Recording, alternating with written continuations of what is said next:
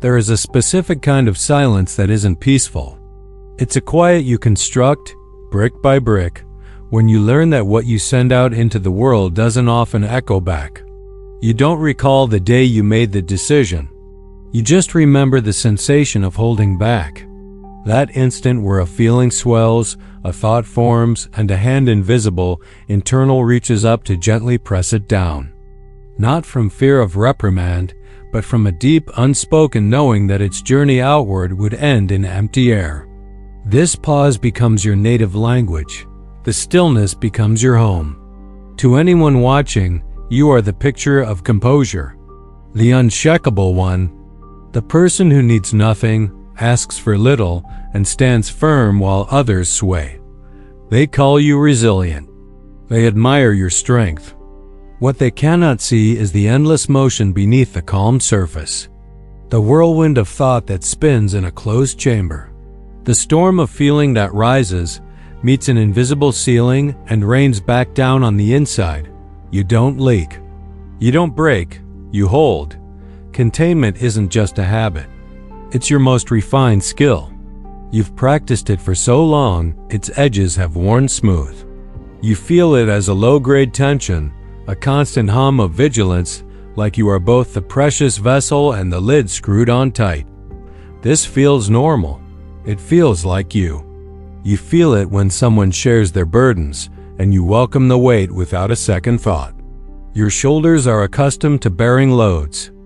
You feel it when someone asks, "How are you?" And you offer a curated, manageable truth, a summary with all the messy footnotes deleted. You rarely feel that raw, knowing need you see in others. Their open yearning seems like a dialect from a country you've never visited. You became a closed circuit, a self-sustaining system. And there is a profound safety in that. If nothing is released, nothing can be lost on its return trip. You become your own source of comfort, your own sounding board, your one and only audience. Independence born of necessity carries a different weight. Yet, sometimes the arrangement feels narrow, not broken, just confined.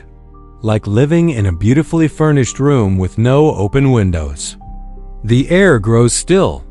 You notice it in unexpected flashes, watching a friend crumple into a hug, seeing a child run crying to a parent. You observe these acts of surrender with a quiet, analytical distance. You don't feel envy.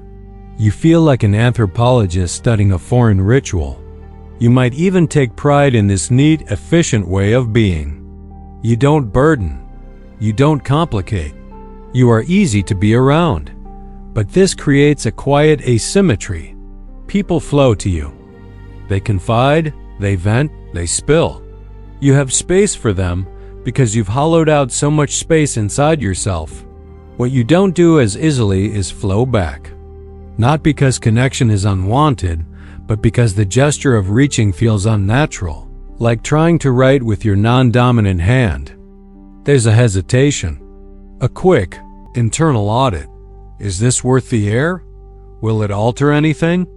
Often, the calculation comes back unclear, so you retain it. You may notice that when joy finds you, your first impulse isn't to call a friend. It's to cradle it privately, as if sharing might scatter its magic. When pain arrives, you process it internally through multiple silent drafts until its story is coherent, calm, and largely devoid of its original, sharp heat. This isn't deception. It's curation. The automation of this process only reveals itself when someone genuinely offers to share the load. The offer doesn't feel dangerous. It feels inexplicable. What would I even hand over? And how? There's a foundational belief operating silently within you. What occurs within you is yours and yours alone to manage. To involve another is a luxury, not a necessity. Strength is measured in self-sufficiency. This belief isn't a shout. It's the background radiation of your psyche, shaping every reaction, quietly winnowing your range of expression without your conscious consent. You might be called stoic, unflappable, a mystery. These labels aren't false, but they are flat. They describe the facade, not the architecture. Beneath it, a continuous internal broadcast runs, a monitoring system tracking your own emotional weather with no external antenna. You feel profoundly, but you feel it in solitude. Sometimes this solitude feels like sovereignty. No dependencies, no letdowns, no waiting for a rescue that may not come. Other times, it feels like loneliness dressed in the armor of independence. The most confusing part? There's no obvious villain in your story. No dramatic scenes of abandonment to point to. This containment feels innate, like a personality trait you were born with, naturally introspective, naturally sturdy. That narrative is comfortable. It requires no excavation. But it develops hairline fractures. They show when you are bone-tired but cannot utter the words, "I need help." When you are drowning in stress but instinctively tell everyone you're fine. They appear in the quiet preference for predictable distance over unpredictable intimacy. In the feeling of safety that comes only when no emotional demands are placed upon you. You might find that deep closeness can feel like an intrusion, not because you repel it, but because it asks you for a currency you never learned to mint. Vulnerability, in its classic form, can feel like a performance without a script exposure with no guaranteed payoff. So you remain contained, controlled, self-reliant, and it functions for years until a quiet question forms. One without an easy answer. Why is wanting nothing safer than wanting something? The shift begins not with a recovered memory, but with a subtle reinterpretation. You start to see your self-containment not as a character, but as a coping strategy, a pattern woven silently in a specific environment. This is where the understanding deepens, because the truth is not loud, it's quiet. And its quietness is what makes it so disarming. The absence didn't wound loudly. It redirected your growth inward. Children who grow up with emotional neglect don't always feel a void. Many feel profoundly full of themselves. They become closed circuits that learn not to expect a reciprocal signal. This type of neglect isn't about a lack of food or shelter. It's about a lack of resonance.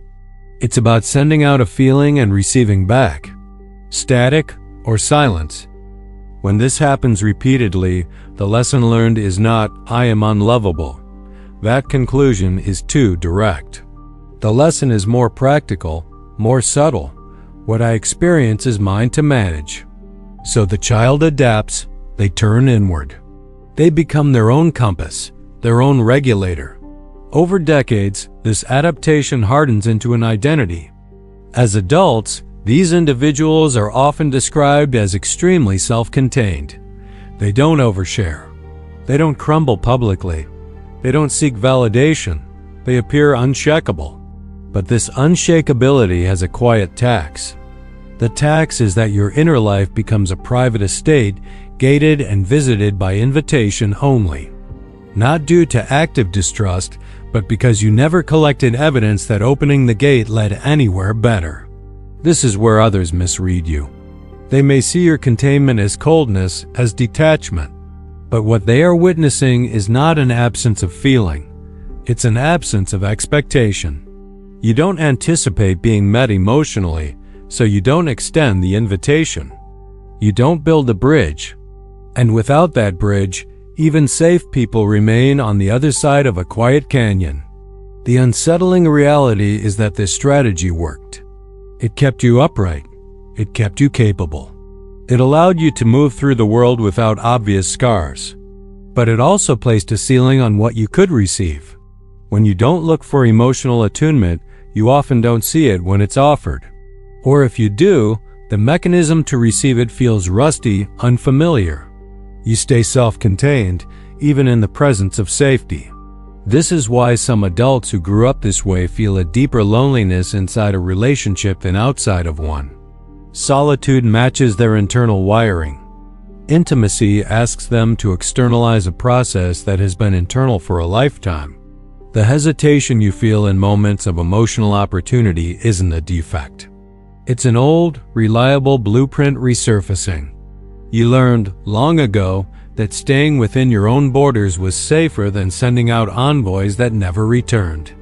That lesson doesn't simply vanish because your environment is now different.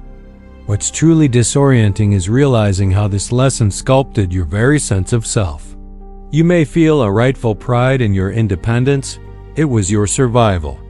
But independence chosen is fluid. Independence forged in necessity is often rigid. The rigidity reveals itself when you desire connection but cannot access the language of need. When you crave closeness but feel engulfed by its proximity. When you can offer deep empathy to others but stumble when it's reflected back toward you. This isn't brokenness. It's the architecture of someone who learned indirectly to become emotionally self-sufficient in an environment where consistent emotional reflection was absent. And this is the part we often miss. This adaptation flies under the radar because it doesn't create visible crises. You achieve. You manage. You don't cause trouble. From the outside, all is well. Inside, you keep gently bumping against a glass ceiling, a limit to how deeply connected you can feel, no matter how close someone gets. This realization can be jarring because it suggests your emotional world was shaped not just by events, but by non-events. By moments where a feeling was met with silence, where a bid for connection evaporated into the air. The adult mind may not hold these moments as distinct memories, but the pattern remains etched in the nervous system. Extremely self-contained adults often struggle not with having emotions, but with the concept of allowing those emotions to be held by another. The idea of external support can feel redundant or even strangely vulnerable. This is why emotional neglect can produce individuals who seem unwounded, who have no dramatic stories to tell. The lack didn't pierce, it redirected. It sent the entire project of development inward. And once a system is designed to run internally for long enough, external connection begins to feel optional, not essential. The core tension remains. Your self-containment shields you from rejection, but it also shields you from being truly seen. You may not consciously ache to be seen, yet some dormant part of you still whispers for resonance, for the experience of being met without first having to submit a translated manuscript of your soul. That whisper doesn't die just because you learn to live without answering it. The most unsettling truth is this: you can be entirely self-contained and still profoundly relational at your core. The containment doesn't erase the desire for connection. It simply buries it under layers of impeccable competence. And now, as an adult, you are left with a question that hums without an easy answer. What would happen if you let something out? Just once, without pre-editing its message? There is no guidebook for this, no safety guarantee. The self-contained part of you views this question not with fear, but with a deep-seated habit of quiet refusal. And that is where this reflection rests, not in a neat resolution, but in the simple, quiet acknowledgement of what you have been holding, completely and utterly by yourself.